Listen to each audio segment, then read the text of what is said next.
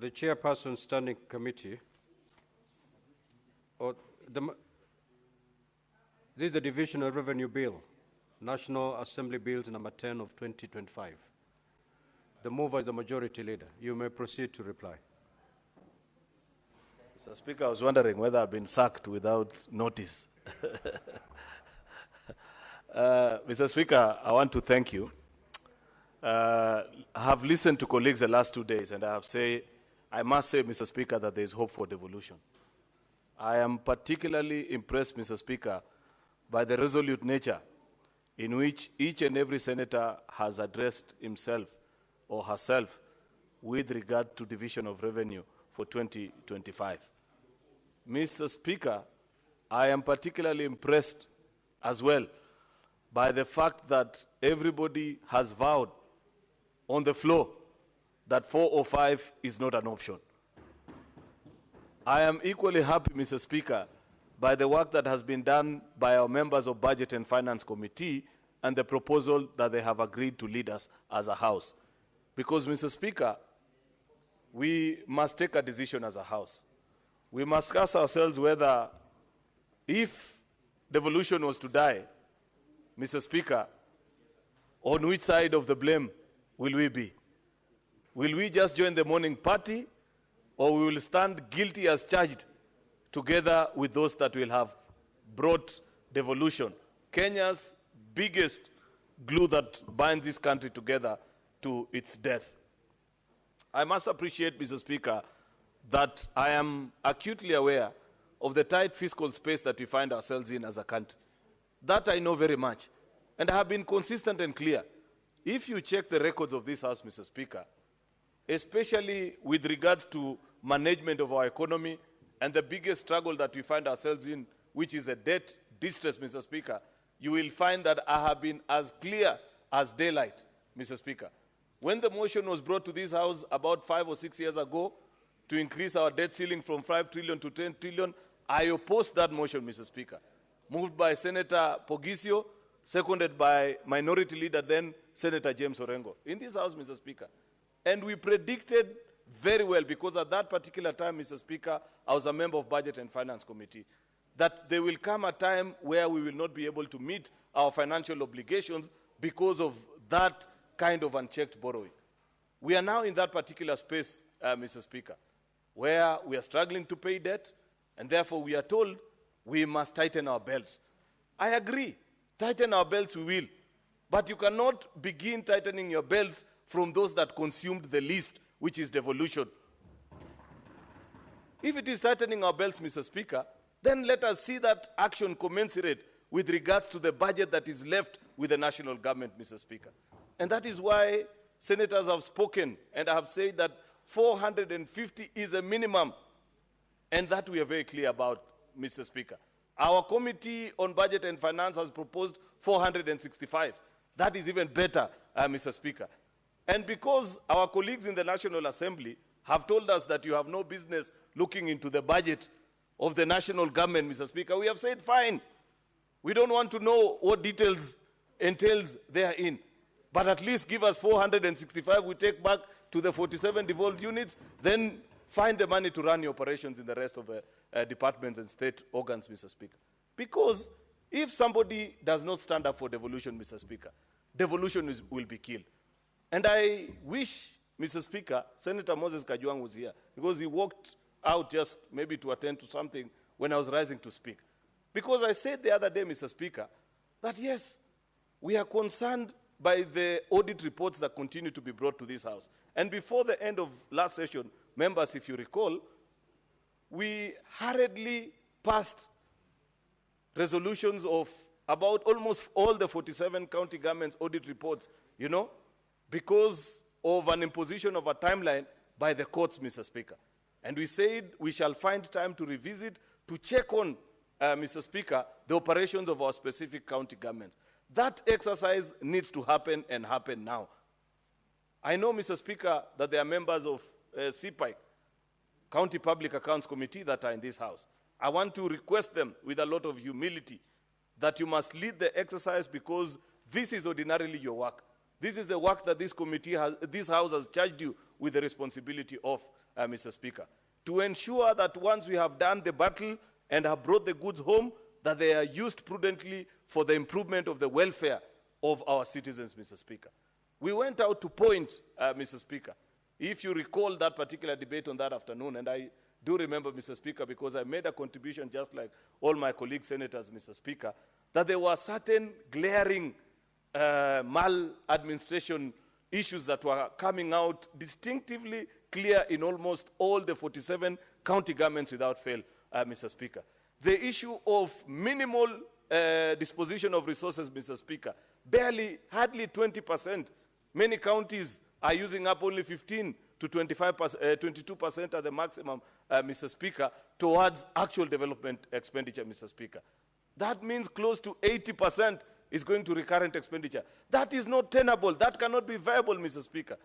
And I want us to reflect on the speech made by Prime Minister Raila this morning, Mr. Speaker, in this House, about the journey of devolution and why we as a Senate must always stand and defend. It must be recalled, Mr. Speaker, that on those particular reports that we considered here as well, we were reminded that many of our county governments, I think 35, if I'm not wrong, out of 47 of our counties were spending more than half the resources that we devolved, Mr. Speaker, on paying salaries. Surely, Mr. Speaker, then why should you want to be called a governor? Your name should be turned to Paymaster General, that you are just a salaries payment officer. If you are disposing more than half the shareable revenue that is due to your county, Mr. Speaker, to pay salaries alone. And I have said that this business, Mr. Speaker, of telling us that, oh, you know, in 2013, we inherited members of staff from the defunct municipal councils, Mr. Speaker. Therefore, we have to find ways of paying them. Surely, this is almost 15 years since that exercise happened. What is your contingency plan?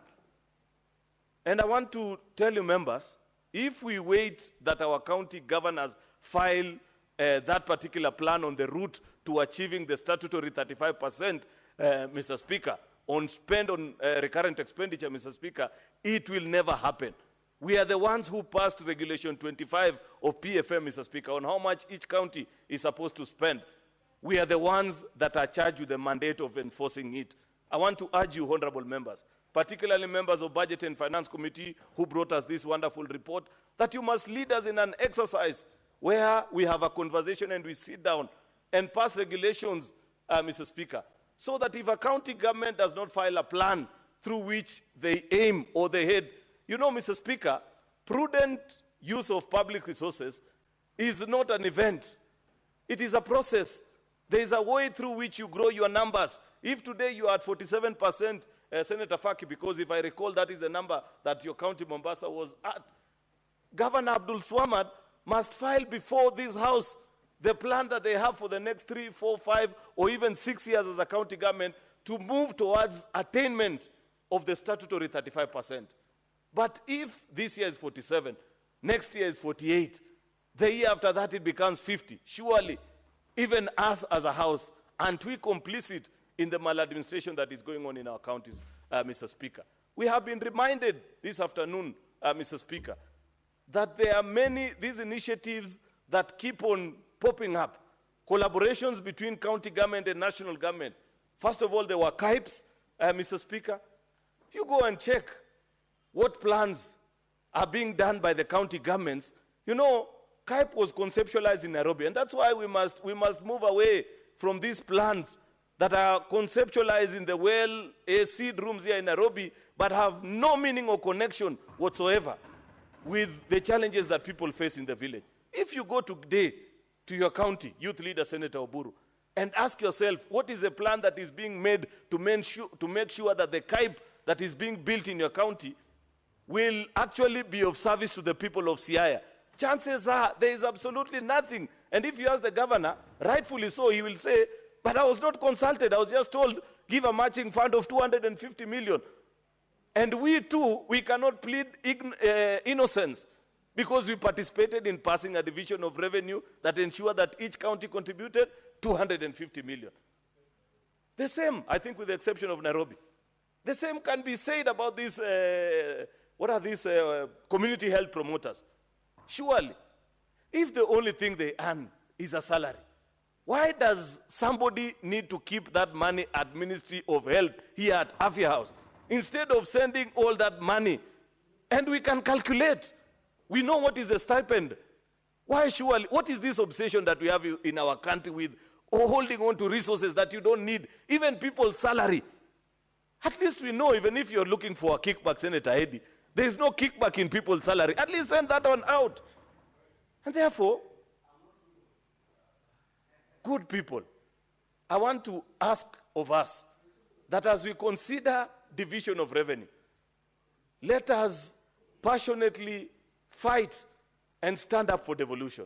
Because this is the last battalion of defense. If you let this country down, Mr. Speaker, there is no likelihood whatsoever that anybody will ever remember that there was need.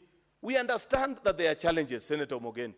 Devolution is not as popular as CDF. That is a fact. Nobody doesn't, it's not rocket science. And it's for obvious reasons. CDF is managed separately. And we must be able to learn, even us, and appreciate that what is it that has made CDF to be as popular as it is. Of course, is the fact that they don't utilize the level of human resource that we utilize in our counties. That is why 98% of that fund goes to actual budgetary programs, things that are tangible and people can see. You know, schools, and I don't know what, things that ordinary citizens would wish to identify with. But you know, when you're a county government and 50% of the 10 billion you receive is paying 3,000-4,000 people in a county of 1 million people, then people will say, wrap these things up, we don't want them. Therefore, part of defending devolution is to ensure that we make it work in the way that it was designed. And the way that it was designed is to make sure that people feel resources getting into their pockets. So I want to urge as colleagues, as we begin this conversation and the reawakening that we have, we must all stand together and appreciate that there will be challenges, that we may not achieve that which we set out to achieve immediately or at the time of first asking. But surely and certainly, Mr. Speaker, as a House, we must make a firm decision that is in the best interest of the country. You know, yesterday, Mr. Speaker, I watched something, or I think it was 2 days ago, the former Budget and Appropriations Committee Chair of the National Assembly. I think he was addressing himself to quite a number of issues, and I began to appreciate that no wonder we have the challenges that we have. You know, there is something that the late President, Mr. Speaker, President Mwai Kibaki, used to speak about people being suddenly very clever. And I saw the gentleman trying to tell us, oh, you know, we should not borrow. Even the budget that we are using in this financial year, it is that gentleman actually who passed it on the floor of the National Assembly with a fiscal deficit of almost 5%. How is it that suddenly he has discovered that borrowing is bad? This House has been pushing and insisting. Read, Mr. Speaker, our BSP reports for the last 10 years. Senate has always maintained that don't have a fiscal deficit of above 3.3%, including the report that we passed here. As Senate, we have been quite clear on these things. Our colleagues who have been on the other side, on the National Assembly, cannot be the ones that are lecturing the country at this particular time and telling us, oh, you don't need to do this, we have borrowed this much. We have borrowed because, you know, you passed a budget that has a deficit of close to 1 trillion shillings, and there is no other way of meeting it, Mr. Speaker. Therefore, much as we want to have this conversation, it cannot be that because you are no longer wanted by your colleagues, Mr. Speaker, that you suddenly now want to talk down on everybody and tell us, oh, this and that is not right. I don't know, we are being told NSSF should not do this or the other. Mr. Speaker, you know, I found even that to be extremely ignorant. You know for a fact that here in Nairobi, just a kilometer from where we are gathering, NSSF of Tanzania are putting up an investment, I think, of close to 40 billion Kenya shillings because pension funds world over are looking for opportunities to invest. The problem with us as a country is that we think that it is the work of NSSF to only build houses and sell to citizens. Therefore, no wonder our pension scheme has never grown. A small country, a country with a smaller economy like Uganda, has a bigger pension fund than ours because of innovativeness in their thoughts, Mr. Speaker. And I saw this gentleman telling us, oh, don't build roads, don't do this or the other. Do people know, for example, that this expressway is built by savings from other pensioners in China, who today, when we use the expressway, earn from us. Then you are telling us that our own cannot invest when opportunities come. Spare us this kind of lectures, Mr. Speaker. You know, Mr. Speaker, we have to be bold in our decision making and ensure that we are honest and truthful to the country, even as we have conversations about what is it that we can do about our economy. The last thing, Mr. Speaker, even on the securitization of roads, and I want to challenge you members. If you go to the Ministry of Roads and Transport today, there is a gentleman who's the Minister for Roads, C.S. Davis Chirchir. On his dashboard, he is able to show you the investment that has been done by the 3 road agencies in this country. If that thing does not make you boil when you look at it, and I think I'll ask that document be tabled here in Parliament one day.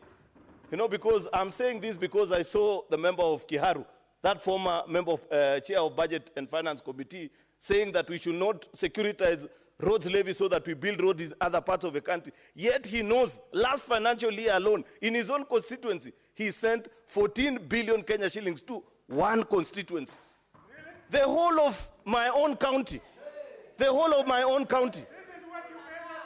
has hardly, you know, then somebody tells us, oh, don't securitize. You know, this loan conversation about repayments of loans, Mr. Speaker, one day we will have to be honest with each other. You know, when I tell my people of Kericho that the reason you can't have sufficient development is because you are repaying loans, they ask you, loans for what? Because they cannot see. One day we will just say, tabulate what is in your county and pay. So that we see. You know, Mr. Speaker, hypocrisy must end in this country. Part of the reason why I love the broad-based government is that we said we want to be honest and end the politics of hypocrisy and politics of blackmail, Mr. Speaker, such as what I saw that young man trying to pursue. You cannot put 14 billion in your constituency, then you come and tell the rest of us who are dealing with bad and poor roads that we cannot look for money to build roads for our own people, Mr. Speaker. Mr. Speaker, I hope that I am still responding to comments made by my colleagues on division of revenue. But I just thought about it and I said, this country, sometimes you follow things and you wonder. We want equity. There's a point that I said that perhaps was lost. I said, and my colleagues, if it is not so difficult to establish, because now we are doing, in the new formula, the 4th generation formula, we are doing, there's an element called the gross county product, how much a county has been able to produce. What will you produce if you have not been enabled by the national government, Mr. Speaker? You can't produce if you have no roads, if your people are not healthy. There are counties that have 7 level 5 hospitals, while in most of the rural counties, like from where most of us come from, has only 1, and it is a level 5 by name only, or counties that do not have. Therefore, if people want us to measure the productivity of every county, let us also measure the investment of national government in those counties, Mr. Speaker, so that we are able to know that we have put 100 billion in County X, and therefore we expect a return factor of this much. If the investment by national government is 1 billion in my county, they should not expect anything, Mr. Speaker. Therefore, Mr. Speaker, this is a moment that we have to be honest and sincere with each other. The reason division of revenue is important and why Senate cannot come down from 400, the request of 465, Mr. Speaker, is that at least we know what we divide in this House, Mr. Speaker, is equally and equitably shared across all our 47 county governments. That cannot be said of the budget that remains in the other House.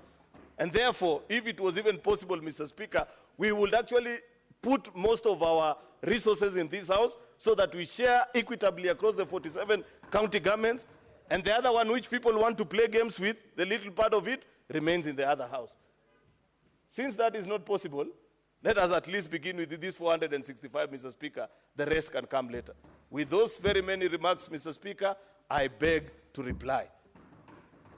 Finally, Mr. Speaker, in accordance to Standing Order number 66-1, unless the whips, Senator Sifuna and Boni, can tell me that we can raise the numbers to pass this division of revenue. I don't think we have sufficient. Therefore, Mr. Speaker, in accordance to Standing Order 66.3, I want to request. they have already told me, Mr. Speaker, that it is not possible to raise 24 delegations on a Thursday afternoon. Therefore, I request that the putting of the question be deferred until a later date. I thank you, Mr. Speaker. The putting of the question is deferred. Next order. Order number 9, the Creative Economy Support Bill, Senate Bills number 30 of 2024, second reading. Resumption of debate interrupted on Wednesday, 21st May 2025, afternoon sitting. Mover to reply. Senator Eddy, you may now proceed to reply.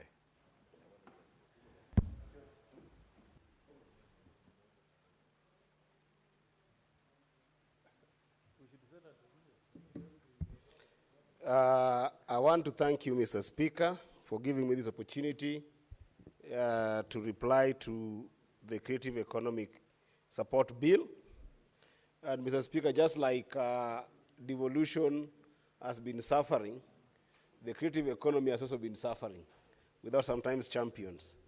And today, Mr. Speaker, you saw that the effect, what we call the Baba effect, when he came to address us here, one meeting with Baba, you've seen what it has done to the majority leader of this House.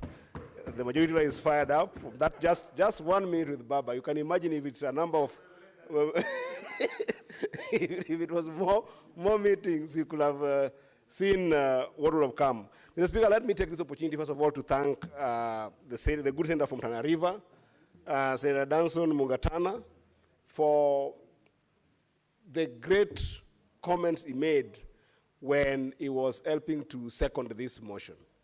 I think it is a long time that, Mr. Speaker, the creative economy must be able to self-regulate.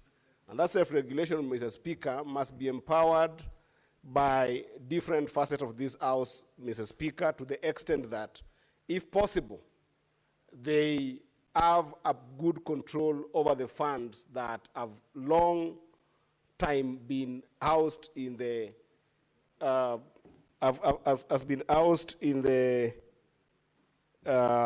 Ministry of Culture and Sport, Mr. Speaker. So, Mr. Speaker,